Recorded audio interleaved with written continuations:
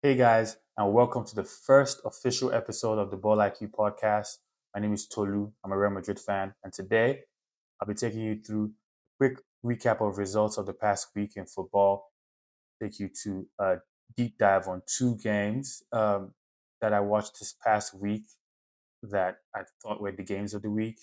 Obviously, it's going to be the PSG and Arsenal game, and of course, even more importantly, the Inter Barcelona game.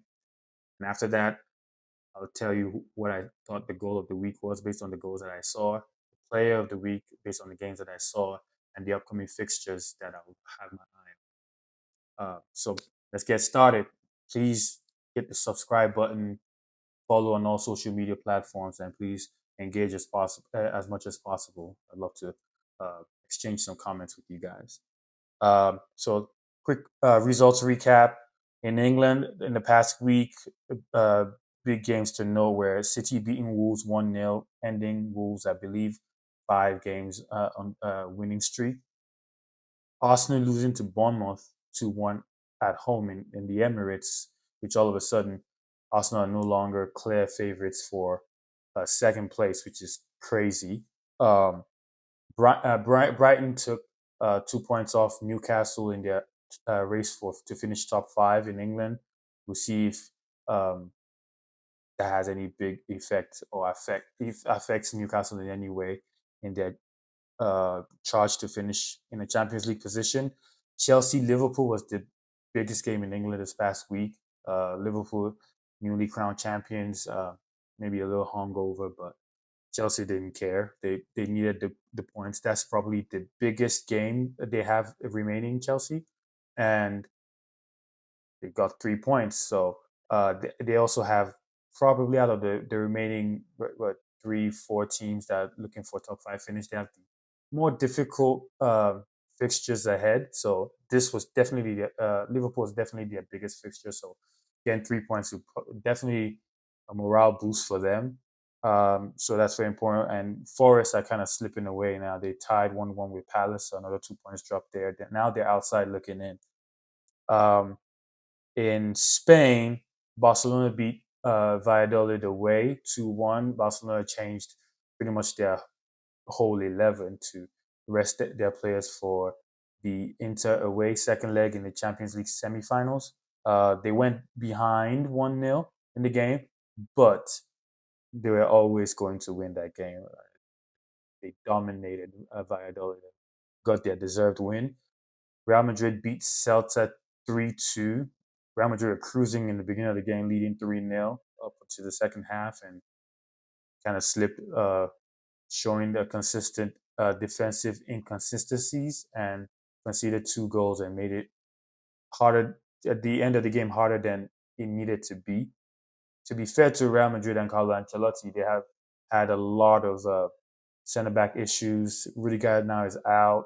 So the center back pairings this season have been all over the place. So maybe that can be some sort of excuse for them. But the fact remains that they're still very, very inconsistent defensively. Um, but they got 3 points, which is all that matters. Atletico tied away to Deportivo Alaves.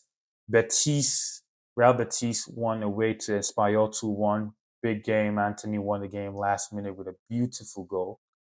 And Sociedad tied with Athletic 0-0. So again, in Spain, there's still possibilities of Real Madrid winning the league from second place, and there's still like uh, places, top four places of for grabs from third through fifth positions. There's still just a few points separate them, so it'll be very interesting end to the season in Spain as well. In Italy, Napoli, another 1-0 win away to Lecce. They're supposed to win that game. Was no surprise there. Still in control, leading the Serie A by 3 points. Inter also won 1-0 at home, despite, again, changing pretty much the whole 11 in preparation for Barcelona. They got the job done there. Atalanta won away at Monza 4-0. Atalanta is trying to. I don't think they're really involved in the title race anymore. But you know they don't want to lose any more points with Bologna, Juventus, and the likes chasing them from behind. Speaking of Bologna and Juventus, they played each other big matchup and they tied 1-1. So again, no, I don't know who. I can't even predict who's going to finish top four in Italy. This very very interesting league this season. And Genoa AC Milan, I definitely watched that game from the beginning to the end. AC Milan went behind and won 2-1. AC Milan ninth position, but could also finish top four. It's crazy, crazy in Italy. I tell you. Quick stop over in Bayern. Quick congratulations to Bayern. They sealed the league this past week. Bayer Leverkusen tied 2-2 away to Freiburg. And even though Bayern themselves tied away to Leipzig, the tie at Freiburg was enough for them to be champions. And congratulations to Harry Kane, finally a champion of anything, let alone a league champion. So that's very, very big for him. Happy for him for obviously a top class player, world class player, to finally get his hands on the trophy. So I'm sure most, maybe not Arsenal fans, but most people would be happy for him to getting his hand on silverware. And last but not least, Champions League today. Today is the 7th of May, 2025, and but PSG beat Arsenal in the second leg 2-1 and will be going to the Champions League final. They won 3-1 on aggregate. I'll do a tactical deep dive in a minute of that game. And of course, the game of the week, the tie of the week, Inter Milan beating Barcelona 4-3 after extra time and uh, won on aggregate 7-6. Yes, 7-6 in the Champions League semifinals. I'm also going to go into a tactical deep dive into that game as well. So, without further ado, I hope I said that right. Ado. Let's get started. Obviously, starting with the Inter Milan Barcelona game. Inter Milan play a 3 or 5-3-2, and Barcelona play a 4-3-3. However, in this leg, Inter were way more offensive, way more aggressive with the ball. Dumfries was pretty much playing as a right midfield player, and with leaving Bisek to deal with the Rafinha and Martin coming in. DeMarco was also much more offensive in this game, much more offensive. I think he wasn't as worried as he was in the first leg against Yamin Lamar, Lamine Yamal, excuse me. Even though Lamine cooked him every single time, but DeMarco was played much better, and he also was involved in their first goal. And of course, Turam and Lautaro were the two strikers up top, and Barella, Mkhitaryan, and Cananoglu in the middle of the park. And for Barcelona, Ferran Torres started it again. Dani Olmo, who was playing side by side with Ferran in the first leg, was a little more involved in the midfield this time. Pedri, per usual, another class uh, performance by Pedri. De Jong was the six, two defenders. Eric Garcia came in for injured Kunde, and he was obviously up there supporting Lamy. And this is exactly how, again, no difference for them compared to the first leg, apart from, again, like I mentioned, Dani Olmo was more central. It was more second striker in the first leg. He was more of a traditional 10 in the second leg, and Rafinha was the one who was playing as a second striker for the most part. And but Inter started the game well, of course. DeMarco, uh, I'll use him as number 11, as a blue 11 here on the left. He got forward a lot more than he did last game, and obviously from the first goal, Dani Olmo received the ball from his defender. I forget who passed him the ball, but as Barcelona were like pretty much going forward to go when they get the ball in their half, they're trying to push the ball forward as quick as possible through their midfield and keep the team in the other half. As they're about to do that, Daniel gets the ball here and doesn't is not aware of his surroundings. DeMarco comes, dispossesses him, and again, like I told you, Turan was pretty much playing as a right midfield or right winger for the most part of the game. DeMarco gets the ball, plays, I believe it was DeMarco that played Turam through Lautaro, waiting for easy pass, tap in, goal, and same area of the field that Lautaro was where he received the ball to win the penalty against Kubasi. He was about to shoot on his left foot. Kubasi tackles, hits his standing foot penalty that Chanalolu converted. But again, even at halftime, what do we know about Barcelona this season? They always score. They always score. So the tie was. I didn't feel the tie was definitely over then. And Barcelona, when they came in the second half, Gerard Martin was much more involved on the left side, assisting two goals from pretty much crosses, two crosses, and that space was available for him because Rafinha wasn't playing as a traditional winger for the most part. He was a more inside forward, creating space for Martin to come in here, and obviously the goal came from Daniel making a late run, a marked run, crossover there, lovely finish. That was the second goal. But the first goal was pretty much the same thing. Second ball, winning the second ball, Eric Garcia up there, cross and nice side field finish into the box, into the to corner. So Barcelona again, that's how they score. They create overloads on the wing. They cross the ball a lot. Pedri is the magician that kind of like dictates where they're going when he receives the ball, typically from De Jong as a six, gets the ball for the more times than not. He's going to Lamine on the right, who was another amazing performance. Unlucky not to score thanks to this man over here, Jan Sommer, making incredible saves.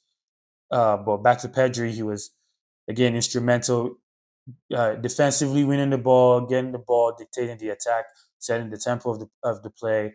Leave the Dani Olmo, no, not the Dani Olmo goal, the Eric Garcia goal. One of the first two goals, he set the ball up for Gerard Martin, who crossed the ball for the goal, and for Rafinha's goal, who I'm sure he thought he had won the game for them. Again, came from Pedri, uh, getting the ball from a quick passing sequence on the right, giving the ball to Rafinha. Rafinha shoots, saved by Sommer, rebound, then finish. And at this point, Lautaro was out and Taremi came in. At this point, Mkhitaryan and Chanalulu were out, and Fratesi, who became the match winner, and Zelinski came in. And when they were chasing the game, Bisek was still here, but when they're chasing the game, Bastoni, who was also amazing, he was doing more driving with the ball than he did last first leg, and that's what he's known for. So I was happy to see him a little more brave with that. But when they're chasing the game, and again, just like the first leg, Barcelona kind of tire you out.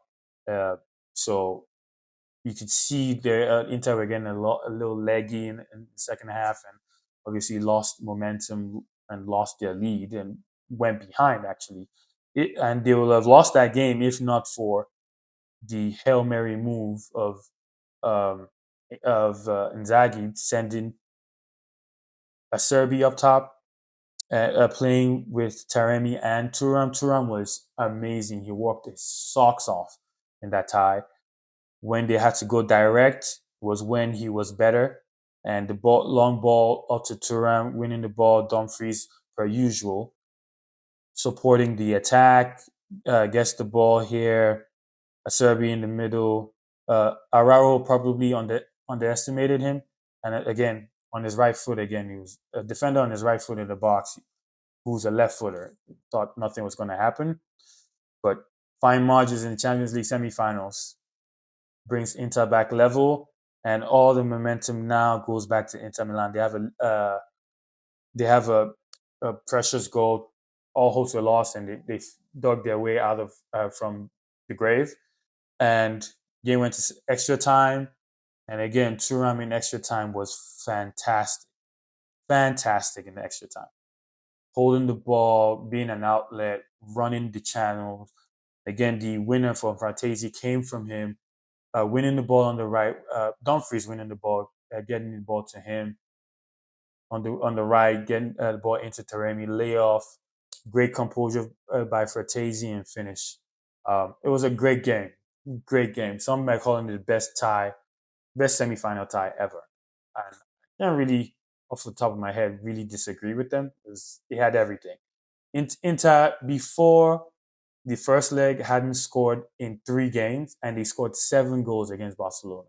And before the first leg, they had conceded 5 goals in 12 matches in the Champions League, and they conceded 6 in 2 against Barcelona. Incredible, incredible tie.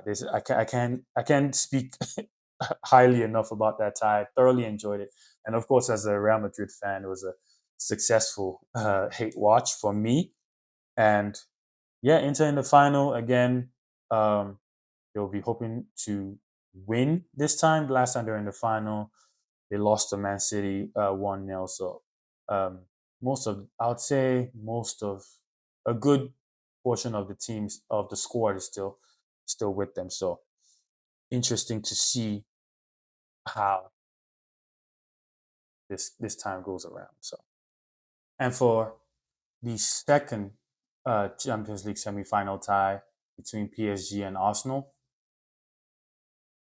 more interesting than the first leg, but obviously not as exciting as the game of the week, which was Inter Milan versus Barcelona. However, there's still a lot of tactical moves. I thought Luis Enrique was clearly the more experienced coach. You could see based on how the setup was and the tactical changes he made in game that he was more experienced. You could see that okay, this guy has Champions League pedigree over Mikel Arteta. But really quick, they both play like 4-3-3 on paper. However, what PSG in blue here are trying to do when they get the ball is when they bomb forward.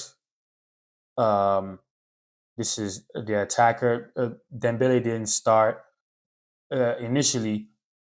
Barcola was playing as the central striker, and Due was playing on the right. Carrasquelia was playing on the left. Then their midfield trio of Vitinha, Fabian Ruiz, and Joao Gomes, and the back four of Marquinhos, Pacho, Nuno Mendes, sorry, and Hakimi. However, on the ball, Hakimi was the key player for them. He was the one going forward to form a strike partnership with Barcola.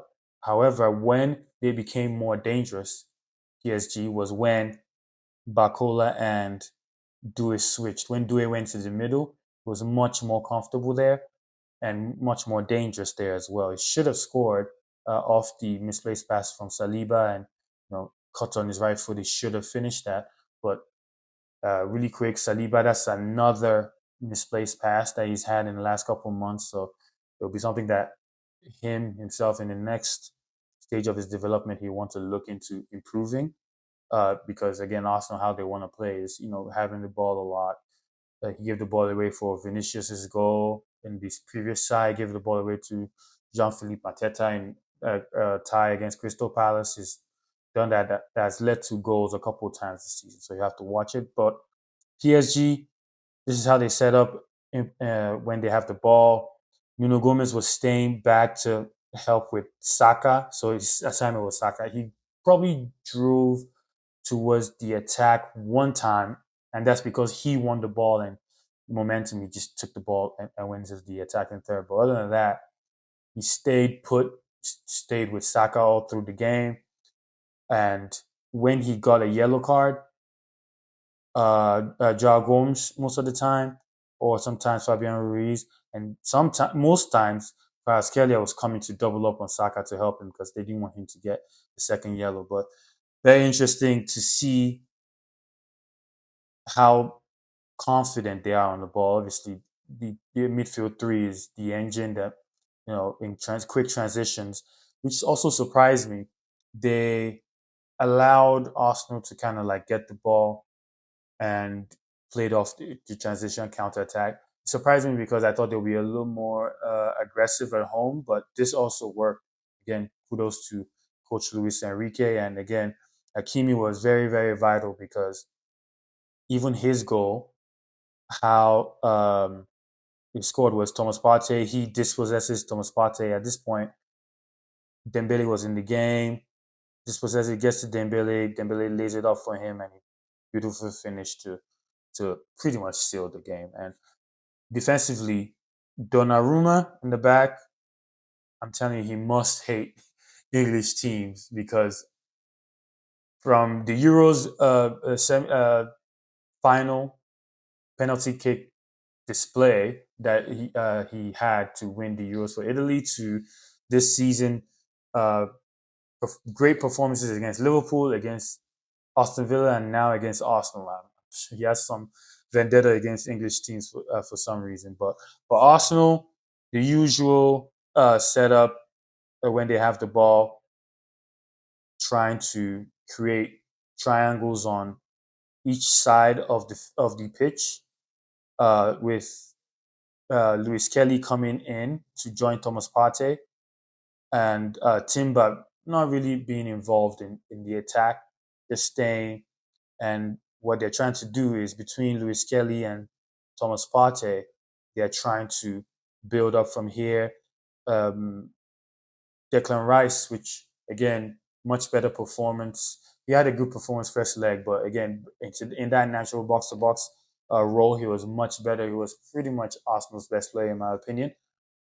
Creating, trying to create triangles with Moreno playing false nine and Martinelli on the other side and Odegaard with Saka on that side. But really, from open play, apart from when PSG made their subs and took out Nuno Mendes and brought in Lucas Hernandez and the likes, that's really when, and the mistake obviously when Marquinhos was on the right and at this time Trossard was in for Martinelli, and he tried to win a free kick and lost it. And immediately, Nuno Mendes left the game. Saka was more, I would say, more alive, and obviously he got his goal from a cross from a mistake on the left from a mistake from Marquinhos and Trossard crossing the ball for him to finish on the second try. But other than that, apart from the early flurry of attacks from long throws and the one Odegaard shot, they're really not. They're really contained.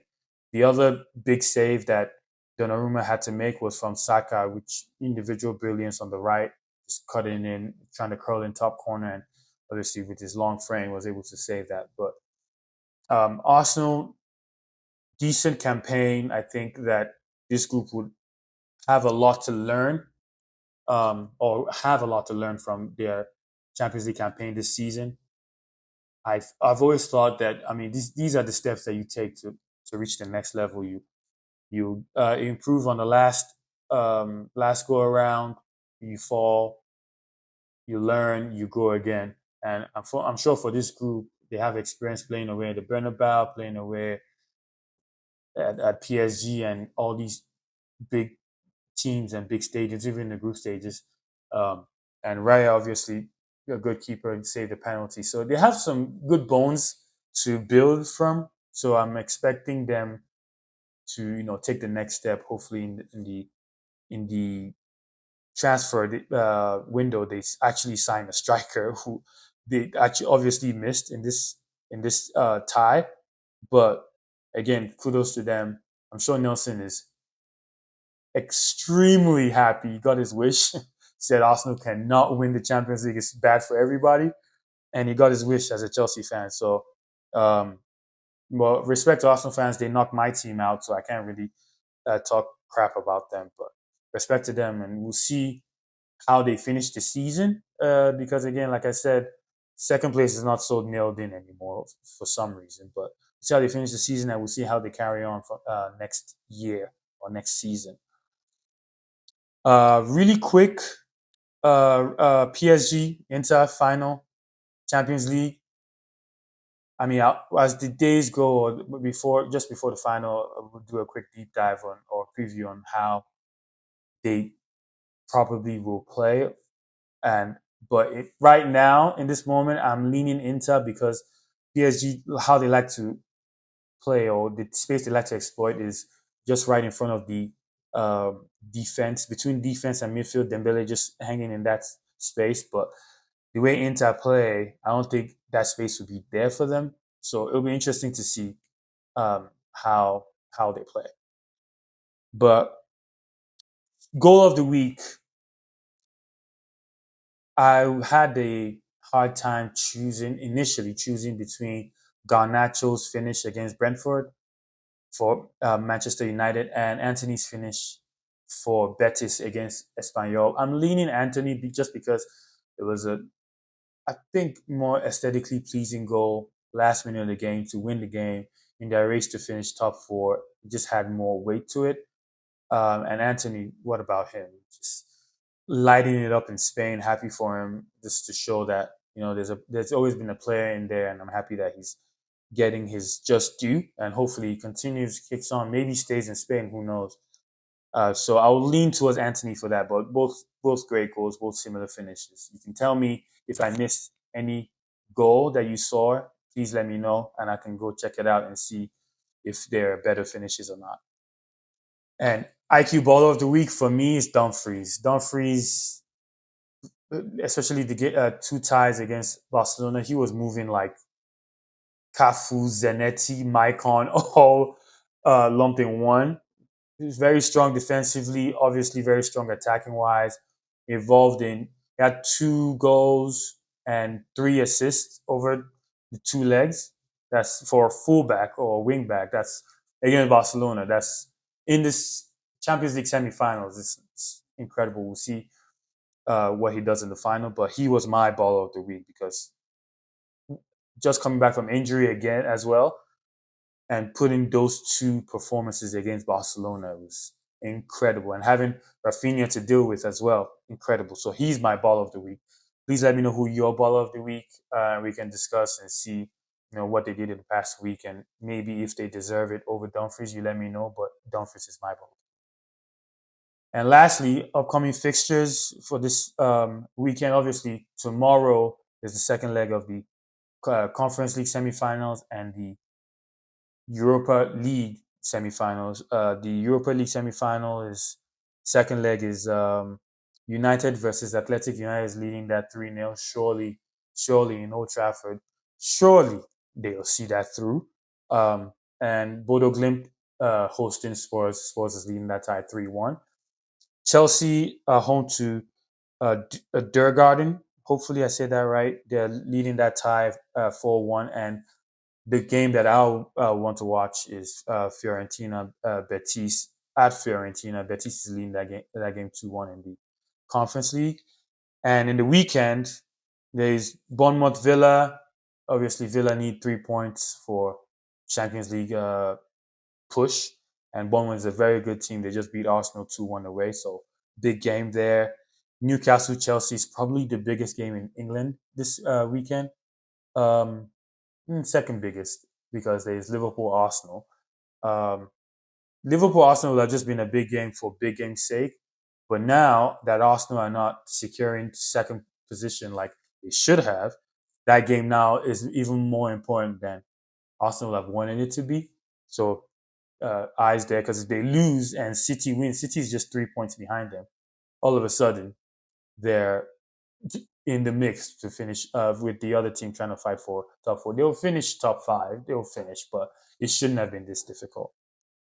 In Italy, obviously, every Inter and every Napoli game going forward is important. Napoli is leading by 3 points, so any slip up in any way, in any direction, is very, very, very important.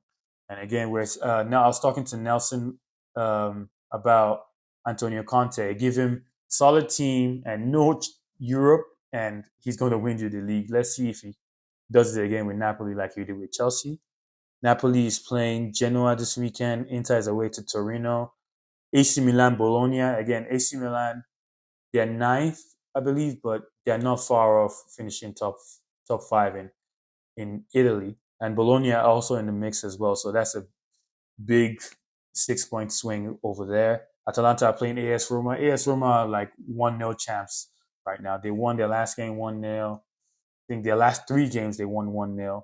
Their last 9 games, they've scored only one goal. And out of those 9 games, they've won six, they've tied three, and they've lost one. So very strong team. Kudos to Claudio Ranieri over there doing good things there in the mix to finish in Champions League as well.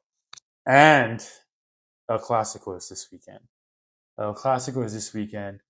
And for me, it's very, very, very, very important, of course, as a Real Madrid fan. But we are 4 points behind Barcelona.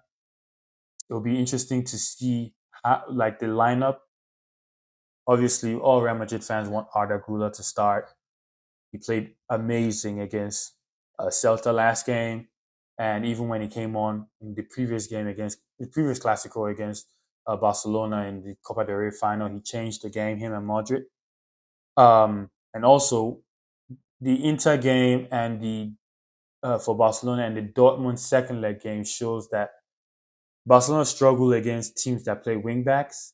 Barcelona will score, but teams that play wingbacks always hurt them. So even including us in the Copa del Rey when we switched to a three and Valverde was playing as a wingback, we kind of changed the game. It was part of why Arda Güler and Modric's substitution kind of worked.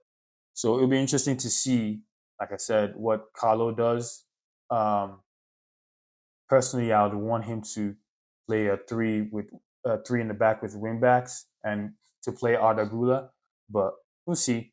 Um, I'm hoping personally that Barcelona are hungover and still licking their wounds from the Inter knockout, and hopefully they give us 3 points and they have I would say a little more difficult run towards the end of the season than we do. So we just need to do our job and hopefully and pray that somebody does us a favor. But El Clasico obviously is always a big game, but this one has the winner of this game. If Barcelona wins this game, the league is done. So it's pretty much another final.